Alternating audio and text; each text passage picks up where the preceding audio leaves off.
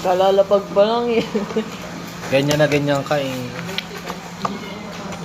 Oh. Pero not naman tinik, ma'am. Teka, lalapag lang nung ano. Masarap. Masarap. Pulutan niyo pa ata ito eh. Napaalat na. Maalat lang. Nababad na kasi. Ay, sorry ha.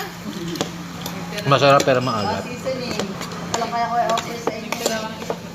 Gusto ko yan. Kanya. Dito lang sa talong. Ay, oo. Perfect. Ang sarap. May season. Pagdating ng mga boys. Kain po. Ay, nakalive ka na naman, ma. Wala kang pakialam. Tinanong ko lang. Ay. Grabe ka naman sa akin. Tumasama talaga ang ugali mo.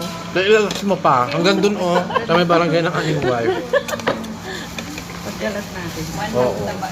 Ganyan ka pala. Ganyan siya no. Kasi na, ayan. Tawag na natin. Wala, naghanap ko pa ng kakampi mo, ma. Siyempre ah. Alis ka na naman. Bago kong best friend dyan si mama. Ako kong best friend. Lolo na. Ano ka?